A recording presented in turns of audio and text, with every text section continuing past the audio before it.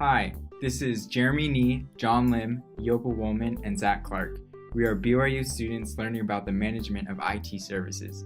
Using the Information Technology Infrastructure Library Framework, or ITIL, we have researched the best practices for the fourth segment of IT service management, service operations.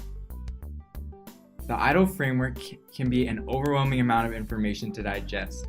We can break up service operations into key principles and processes and key functions.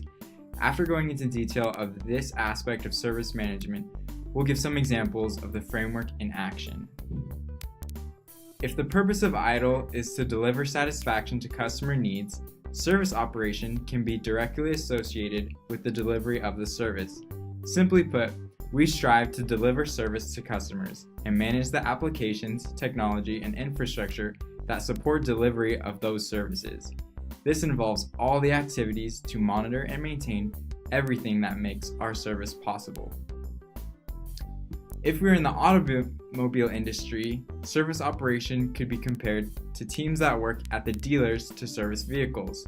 They do periodic checkups to make sure the car is working fine, and also address issues with the vehicle as they arise. The service operation team keeps the IT service at high performance while meeting customer satisfaction. Now we are going to talk about some of the distinct processes in service operations. There are 5: event management, incident management, request fulfillment, access management, and problem management. We're going to first look at requests, and from there we'll look at events and their consequent problems and incidents. So we're going to talk about what gets the ball rolling in the service operation processes. There are sort of 2 events that really sort of set it off, being requests and events. So requests are a petition from a user looking for information, advice, or IT services. So that's sort of an external impulse that starts things going. As for events, on the other hand, they represent a more internal change of state that is significant to management of a configuration or IT services. These are the stimuli that propel service operation processes into action. So we're going to go ahead and start by looking at how requests are handled. Requests are handled during the request fulfillment process. These requests come from the point of contact most readily available to the users, the service desk. Once a request has been received, it will be handed off to the support team or teams that can fulfill the request. Once the request is fulfilled to the user's satisfaction, the results are logged and then tracked when applicable. So that's how requests are handled, and we're going to take a look at events now. The event management process addresses events affecting the IT services. Events occur in a variety of ways and can have diverse solutions.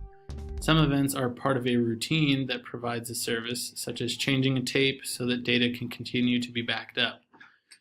Minor implementations, such as installing a new application, can be considered an event. Finally, an unexpected event, such as a flooded basement, will require management. These events can range from mundane to catastrophic and should be noted and addressed accordingly. Specifically, problems and incidents get their own processes. Problem management diagnoses problems, determines the best course of action to resolve them, and implements the solution. Rather than simply get rid of problems, the goal is to understand the causes behind them so that the solutions can be kept for later. Better still would be permanently preventing the problem from occurring again.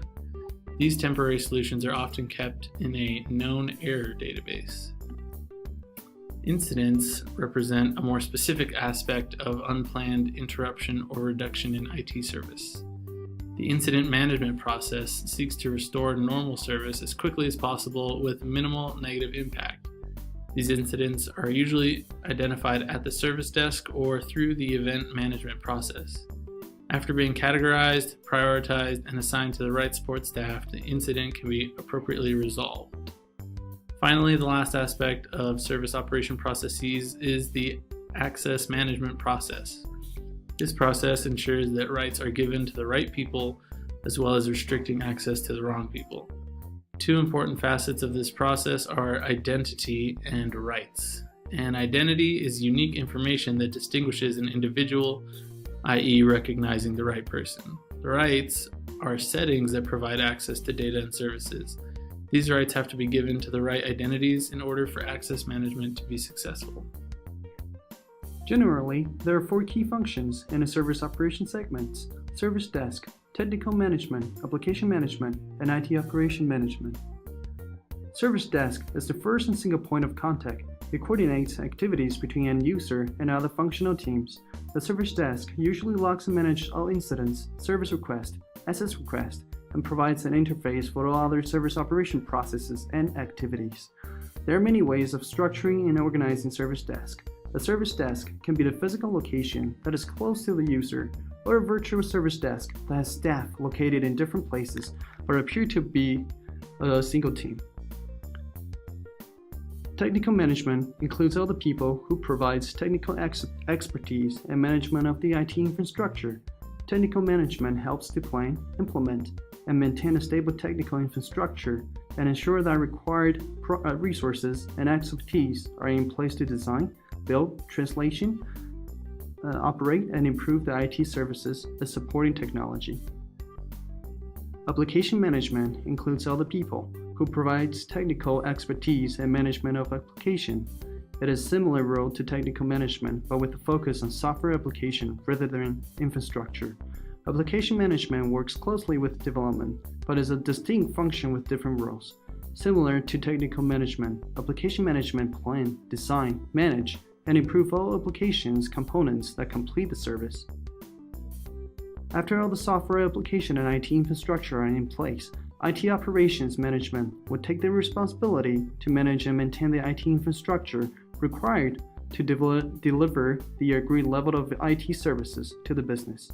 Generally, IT operation management consists of operators who carry out routine operational tasks and data center administrators who are responsible for management of data centers, computer rooms, and recovery sites.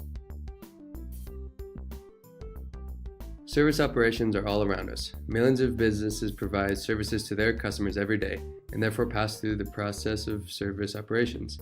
One example of these types of organizations is the BYU Office of Information Technology. BYU OIT is responsible for almost all the technology services that the university provides its students and staff, including class computers and projectors, campus printers, Y-Cloud servers, the Learning Suite portal, and subscriptions to Microsoft Office, and so much more.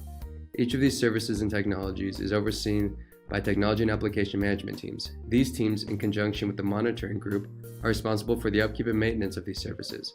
Whenever one of these services stops functioning properly, no matter which technology it is, all users call the same service desk. The service desk at BYU OIT is able to settle many incidences raised on behalf of the callers, but sometimes issues are a little more complex. These more involved issues are handled by problem management and redirected to the specific team over that technology.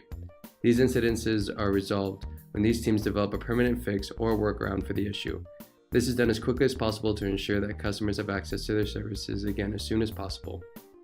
A restaurant serves as a non-tech example of a business that passes through the service operations cycle. The services restaurants offer include food, locale, and ambience, which all make up the dining experience.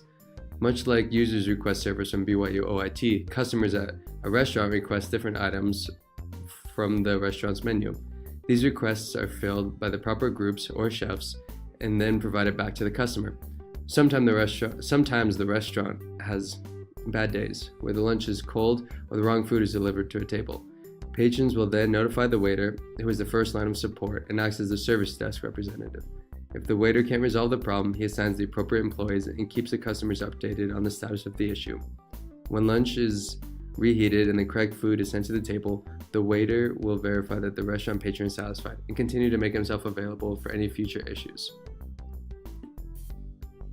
Service operations is a crucial part of any organization. It's the stage where the business's services are directly provided to the customer. By maintaining these services, an organization ensures customers are satisfied and value is delivered. Thank you so much for watching. I hope you enjoyed it.